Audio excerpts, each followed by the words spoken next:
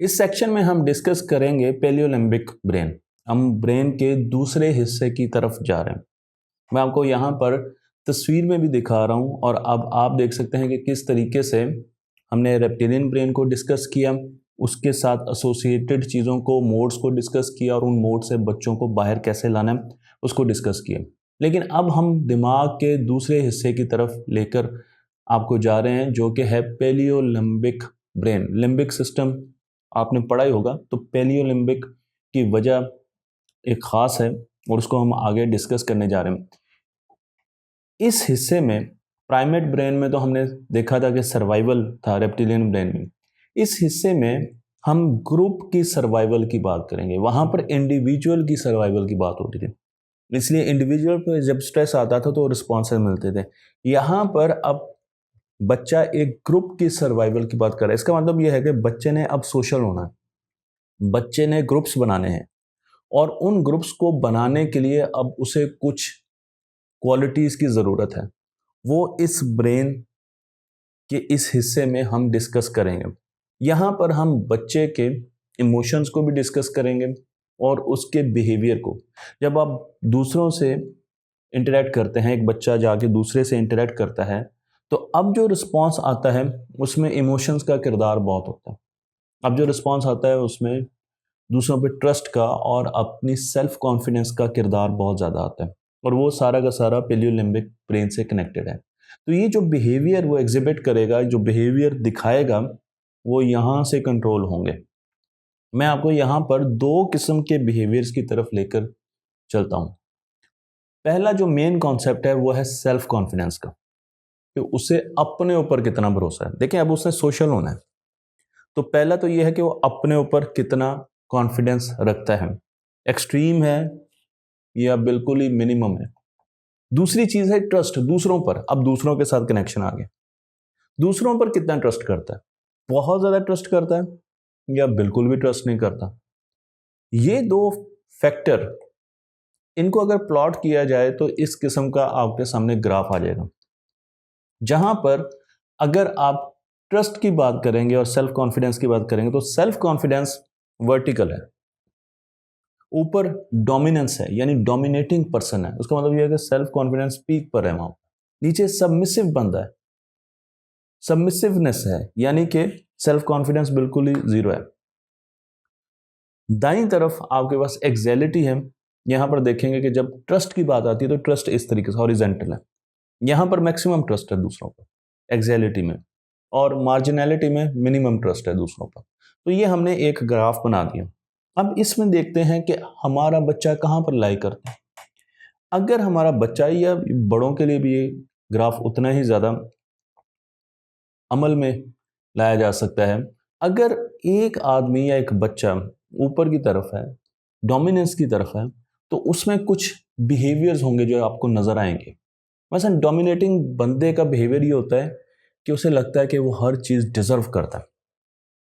उसकी गाड़ी जैसी है, उसके किसी के पास वैसी गाड़ी नहीं, उसके जो कपड़े हैं वो किसी के पास नहीं, उसके पास जो इल्म है वो किसी के पास नहीं। वो दूसरों को अपने से हकीर समझता है। उसे जब कामयाबी मिलती है तो वो समझता है कि ये मेरी वजह से, मेरी एक्टिविटीज़ की वजह से, मेरी परफॉर्मेंस की वजह से, मेरे कंट्रीब्यूशन की वजह से इस टीम में कामयाबी आई है। लेकिन जब नाकामी होती है तो वो ये समझता है कि ये दूसरों की इनकम्पिटेंसी की वजह से, नालायकी की वजह से दूसरों की ये नाकामी देखना पड़ा है। कभी अपनी गलती को तस्लीम नहीं करेगा। आपने कई मरतबा ऐसे लोग देखे होंगे जो गलत भी होंगे लेकिन डटे होंगे। तो आप समझ लें कि ये डोमिनेटिंग पर्सनैलिटी है इनकी, ये डोमिनेंस की तरफ जा रहा है। और ये लोग फेलियर से बहुत दूर भागते हैं, सक्सेस के पुजारी होते हैं, सक्सेस की तरफ जाते हैं। अगर डोमिनेंस का पहलू किसी इंसान में बहुत ज़्यादा हो जाए तो उसको एक खास किस्म की बीमारी हो सकती है जिसे नार्सिसिस्ट डिसऑर्डर कहते हैं। तो मैंने आपको ये बिहेवियर बता दिया। अगर आपके बच्चे में ये बिहेवियर है तो आप समझ जाएं कि वो डोमिनेंस की तरफ जा रहा है। आपने उसको कंट्रोल करना है क्योंकि आपने उसको बीच में लाना है। जहां पर हमने एक शेर दिखाया हुआ है, ये वो जगह है, ये स्वीट स्पॉट है जहां पर बच्चे को होना चाहिए, ना बहुत ज़्यादा डोमिनेटिंग और ना ही बहुत ज़्यादा सबमिसिव। अब चलते हैं निचली तरफ। अगर एक बच्चा बहुत ज़्यादा सबमिसिव है तो वो उसे अपने ऊपर कोई कॉन्फिडेंस नहीं होगा। वो समझेगा कि मैं अकेला कुछ नहीं कर सकता।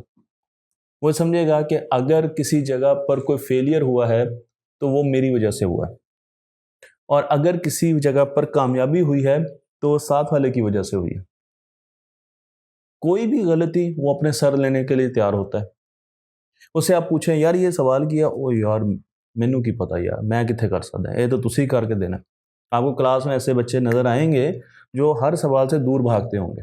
वो कहेंगे ये तो आप लोगों ने करना है क्योंकि आप जीनियस हैं जी, आप तो, हमारा क्या है जी, हम तो बस कॉपी करेंगे।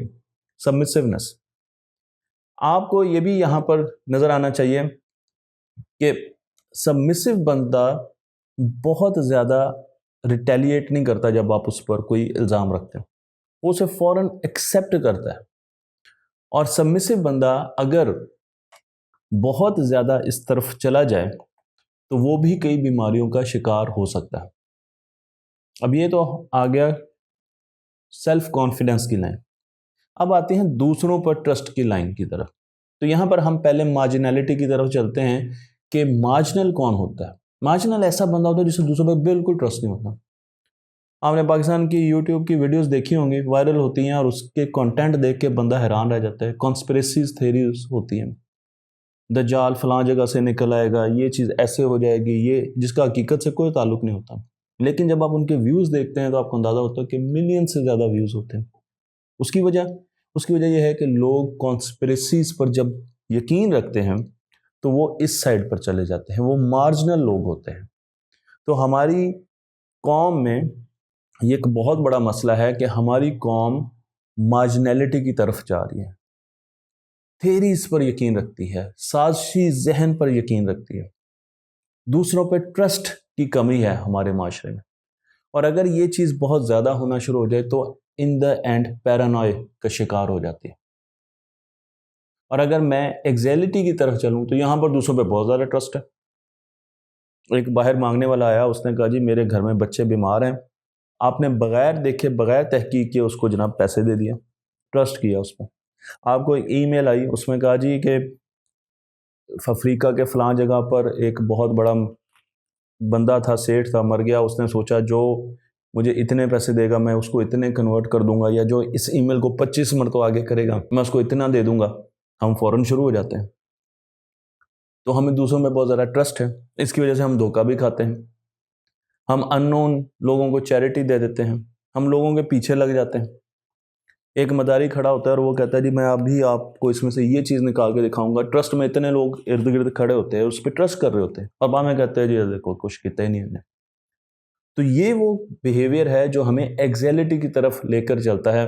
प्राइस बॉन्ड एसएमएस पर निकल आते हैं, फौरन ठक ठक ठक करते हैं, पता चलता है कि हमारा जो बैलेंस है वही चला गया।